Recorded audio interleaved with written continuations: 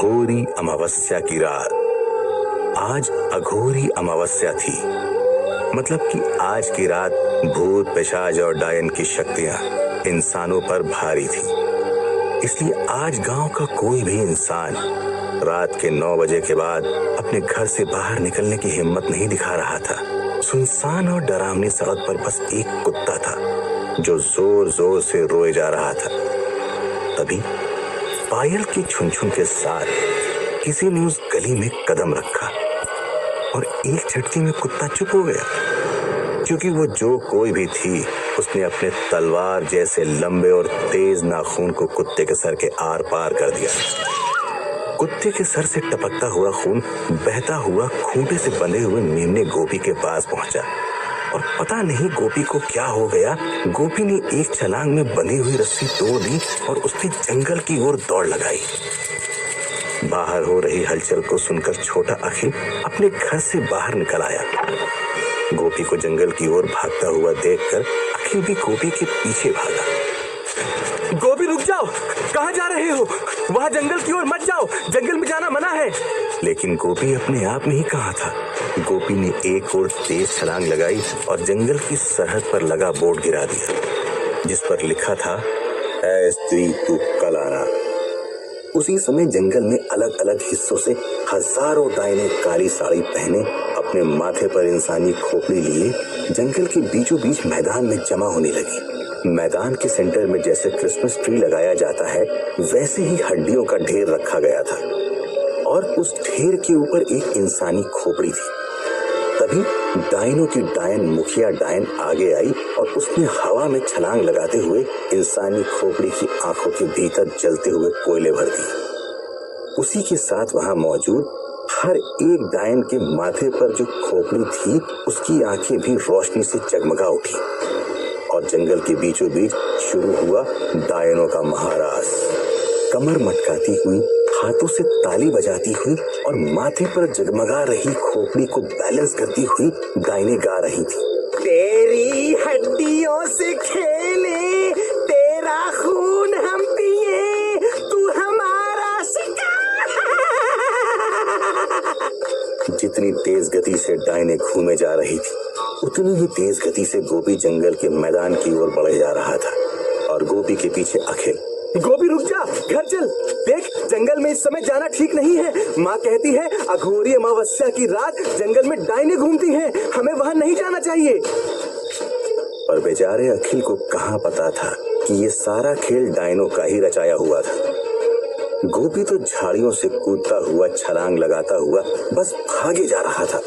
गोपी ने एक और छलांग लगाई और गोपी महाराज कर रही डायनों के बीच जा पहुंचा।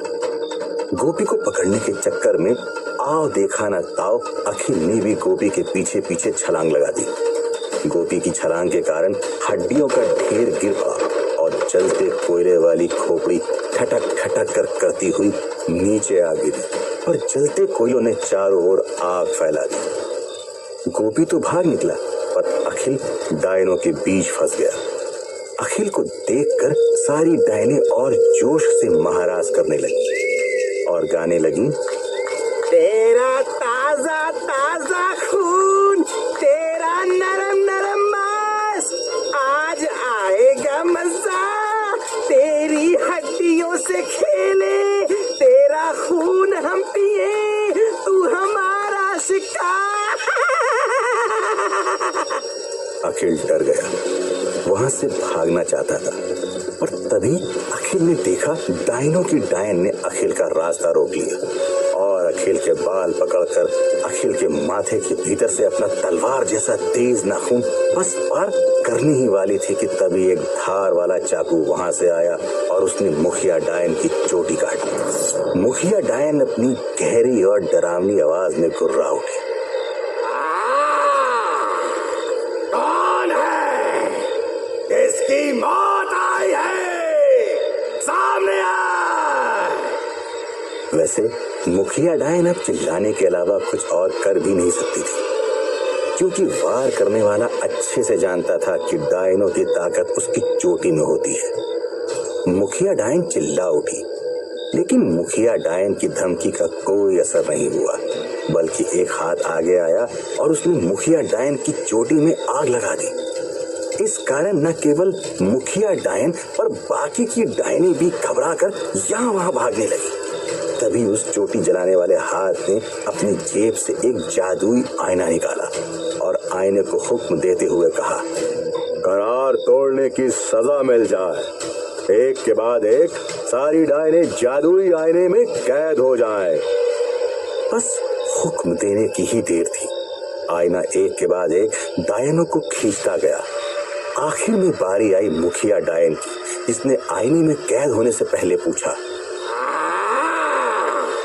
आखिर तुम हो कौन? और अखिल बोल पड़ा, मैं जानता हूँ इसे, ये है ध्रुव, धाकड़ ध्रुव।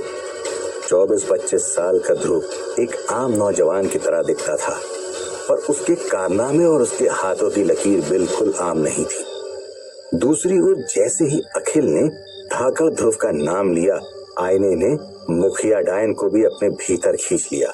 उसी समय जंगल के बाहर जो बोर्ड गोपी की छलांग से गिर गया था, वो अपने आप फिर से खड़ा हो गया, जिस पर लिखा था, ऐ स्त्री तू कल आना। ध्रुव ने अखिल का हाथ पकड़ा और अखिल से कहा, चलें घर। गुजरात की भूमि पर बसा गांव चौरंगा वैसे भी अपने जहरीले यम, तालाब और पुरानी हवेली के कारण बदनाम था। कहा जाता था कि यम तालाब में हजारों आत्माओं को कैद किया गया था और पुरानी हवेली में एक बेहद खतरनाक डायन को तस्वीर में कैद करके रखा गया था। ऐसी भयानक धरती के पर्वत पर रहकर सांगाणी खानदान की धरोहर 63 साल के बूढ़े और मंत्र भैरवी विद्या के जानकार अच्युत चारण के बेटे केशव के घर आज बेटे का जन्म हुआ। केशव के बेटे के रोने की आवाज के साथ ही बादलों ने बरसना शुरू कर दिया था। लेकिन ये बात बहुत अजीब थी कि जब बच्चे का जन्म हुआ तब ना ही किसी औरत की प्रसूति पीड़ा वाली आवाज सुनाई दी और ना ही डिलीवरी के लिए किसी दाई को बुलाया गया।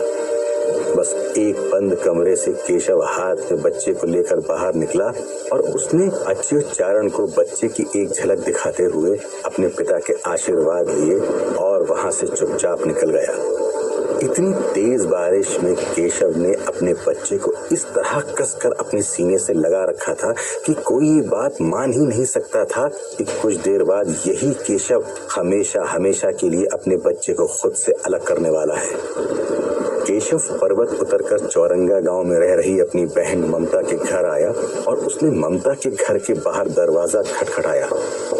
ममता करीब 24 साल की थी और 5 साल पहले ही उसकी शादी हुई थी, पर शादी के बाद घर लौटते समय रास्ते में पता नहीं वो इंसान थे या शापित जीव, उन्होंने ममता की नजरों के सामने ही उसके पति को घेर कर अपना शिकार बना दिया।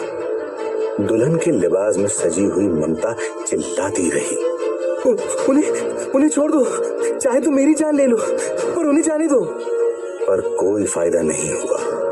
लाल कपड़ों में घर से विदा हुई ममता सफेद कपड़ों में अपने गांव चौरंगा फिर लौट आई। जब तक ममता ने दरवाजा नहीं खोला, केशव दरवाजा खटखटाता ही रहा।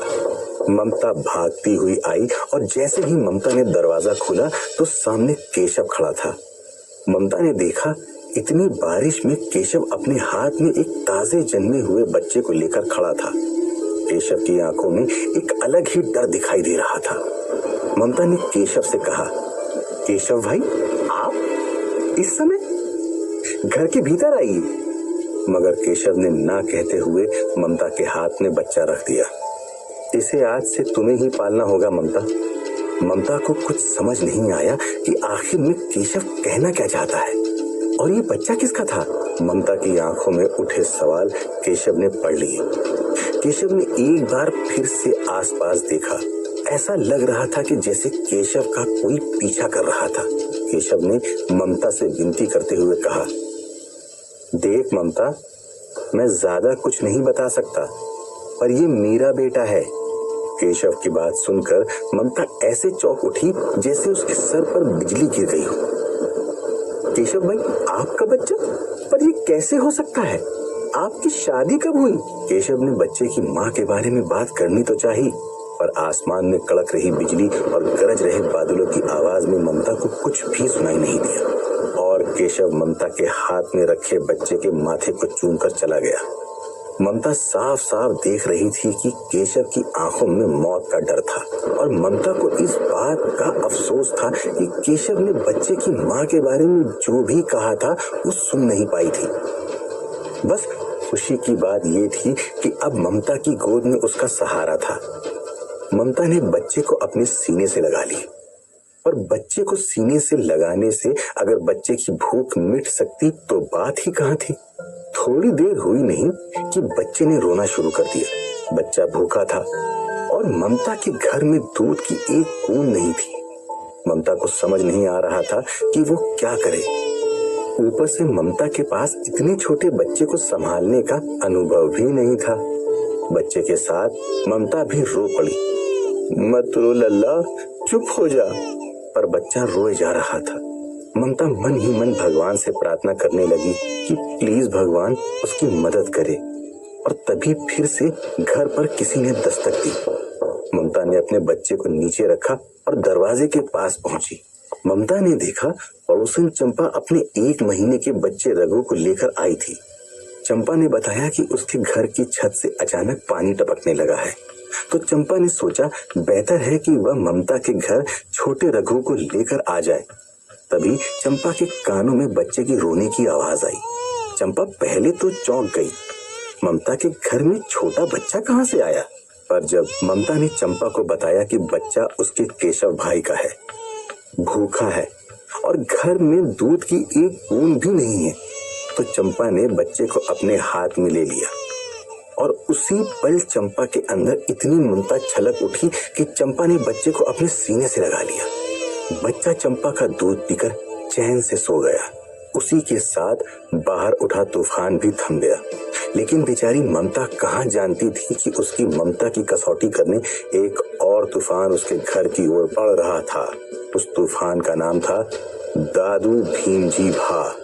दादू भीमजी भा की उम्र 123 साल की थी और माना जाता था कि उस समय चौरंगा के आसपास के 640 गांव में दादू भीमजी जितना वास्तु का जानकार और तंत्र विद्या में माहिर कोई नहीं था।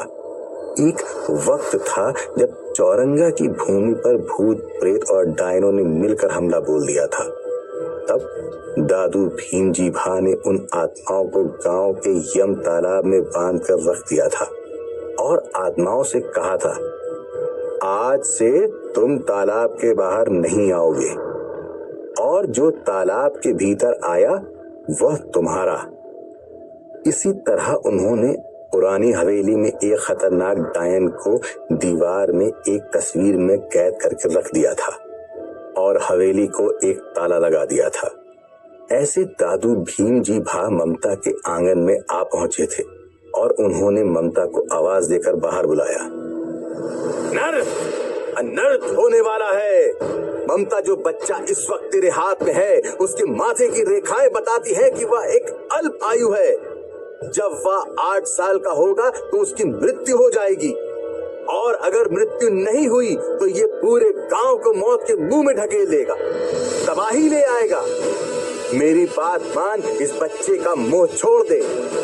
मगर ममता ने बच्चे को खुद से दूर करने से साफ साफ मना कर दिया था और दादू भीमजी को कह दिया, मैं मर जाऊंगी तो भी इस बच्चे को खुद से अलग नहीं करूंगी और अगर कोई मेरी ममता के आड़े आया तो मैं उसे भी नहीं छोड़ूंगी। ममता ने दादू भीमजी भा को अपने आंगन से भगा दिया। पर तब वो कहाँ जानती थी कि एक साया था जो कहीं दूर से ये सारा नजारा देख रहा था। अगले दिन पूरे गांव में हंगामा मच गया। गांव के गोल गुंबज मंदिर के आंगन में पीपल के पेड़ के पास दादू भीमजी भा की लाश पड़ी हुई थी। उनका शरीर एकदम अकड़ गया था, आंखें बाहर निकल आई थी, जैसे मौत से पहले किसी भयानक भूत को देख लिया हो। शरीर में खून का एक कतरा नहीं बचा था। आखिर कौन था जिसने दादू भीमजी भा की हत्या की थी? क्या हत्यारा वो साया था या कोई और?